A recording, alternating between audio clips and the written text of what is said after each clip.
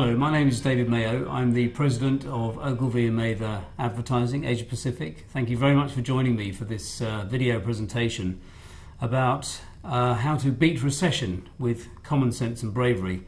It's about marketing in a recession and about how to protect your business during an economic crisis.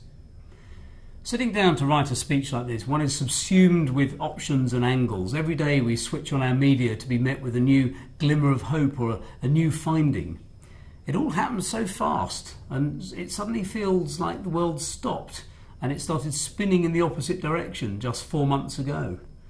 As I sat down to write this speech, I started with one thought, and that's the very well-known theory that 90% of things that will happen because of you. Now, to exacerbate the effects of this recession before it came to visit us in the final quarter of 2008, much of the world had gone through an extraordinary period of consumer empowerment and growth. Much of the world had changed radically over the previous 12 years, mostly for the better, and people had got used to a pattern of growth and wealth creation. Poverty reduction across much of Asia had unleashed a historically unique volume of new consumers who had been encouraged to exercise and explore unprecedented levels of control over their own lives. And this produced, of course, a wave of optimism. Unlike the usual, what you call Asian optimism, cautious, pragmatic, real, the optimism that we've experienced over the past 12 years was that peculiar Western style that felt a little more like hysteria. Headlines were full of the rich, the powerful, their lives, their toys, and here, in Asia, their antics. When I was young, my own father always seemed like a very optimistic man. I learned in later years how much of a pragmatist he really was. But he strongly encouraged me to believe that 90% of things that happen to me will happen to me because of me. And up to a point, I still believe that. A calm and measured response to a situation, or a hysteric, panicked response, which would you choose? One that involves discussion and exchange, or one that we live to regret? One very successful campaign for one of Ogilvy and Mather's clients, Dove, was born of this belief that whatever happens around you, you are you, and you have the power to change things. Take a look at this. And so the world started to realise that something was wrong, slowly at first, and then more rapidly, exponentially. The speed of events simply made them go faster and faster. The headlines generated what I might call a new recession language. Have you noticed that we've had to start to learn this new language of recessionese? Take a look at this. Subprime, toxic assets, always said with an American accent.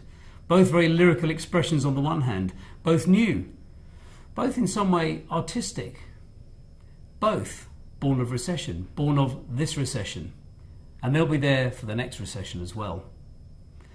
And then there were the recession numbers. These are fabulous. Let's take a look. Let's have a bit of fun.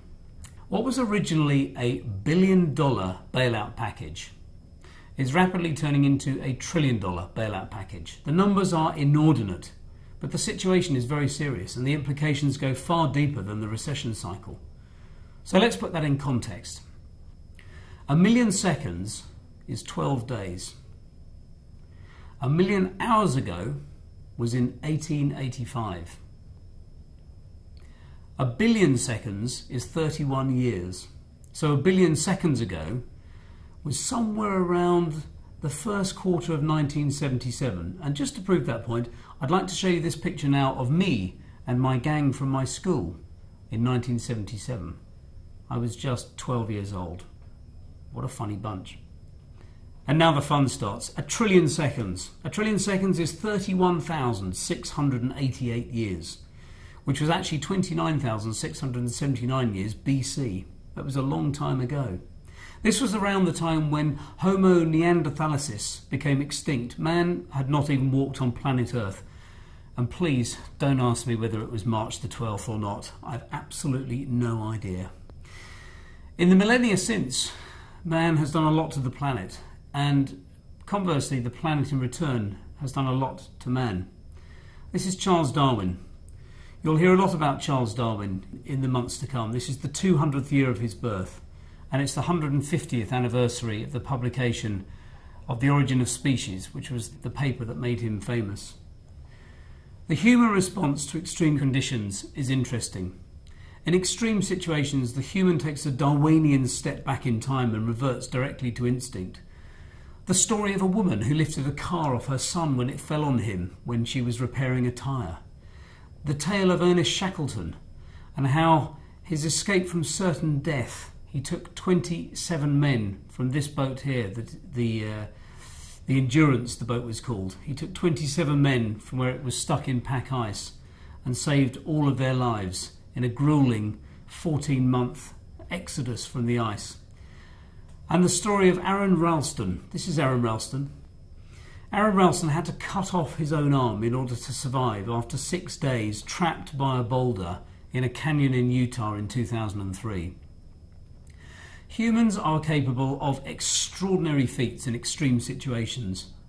And for this reason, I believe that recession, as an economic low tide, will provoke responses and findings within us that we never thought possible just a few months ago.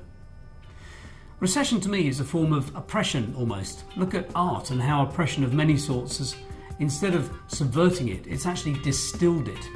Music comes from oppression. Take a look at this. This band is called The Specials. This storm is coming and it goes down. In the 1980s recession, where I grew up in the UK, this was a very famous band. They made a lot of money from the recession, and they made that money from this song, among others. But they started an entire musical movement from this very, very small beginning. Think of the birth of modern Europe, strife, war, the Renaissance. Our response to recession should be decisive. There is no room for hesitation or dithering. I always say, lead, follow, or get out of the way. And we at Ogilvy have a book, and we teach people how to do just that, because I believe that recession behaviour is the behaviour that we should adopt for life, not just recession. However, for every conscious decision that we make, we'll make hundreds of subconscious decisions, and it is here in our subconscious, the kernel of our species, that the gold really, really exists. Take a look at this. I've recently read this book, Harebrained Tortoise Mind. This book essentially tells us that seemingly active and agile minds making multiple decisions on the go, always on, always motoring, belies a slow and fuggy brain. The more that's inside your conscious mind, the less your subconscious mind can process. Worry clouds our vision and our ability to think clearly. The ability to be decisive is obviously the antidote to that. Deep within each human being is the key to dealing with, combating and benefiting from recession. This recession, any change of circumstances, be they economic, geographical, cultural, emotional, physical, or even spiritual, prompts a series of conscious and subconscious responses, probably in reverse order. So how can we use this theory to our own benefit, to the benefit of our companies, our lives, our brands, our products, our employees, our customers, our peers, our industries, and our families? Somebody sent me something recently that made me realise that what could happen in some of the world's most famous brands and companies if they failed to adopt the right recession behaviour. And I've taken this directly off the net as an example of what is out there. It's not aimed at any specific brands, it's purely reporting, showing you what's out there. So I want to explore with you today the behaviours that present themselves in a recession, and then I want to look closely at those behaviours to see whether what we do in recession we can carry forwards and even apply every day during the good times. I wanted to speak to you about recession behaviour and how, as people, companies and brands, the way you behave in a recession marks you out and defines who you are and what you stand for in the good times and the bad.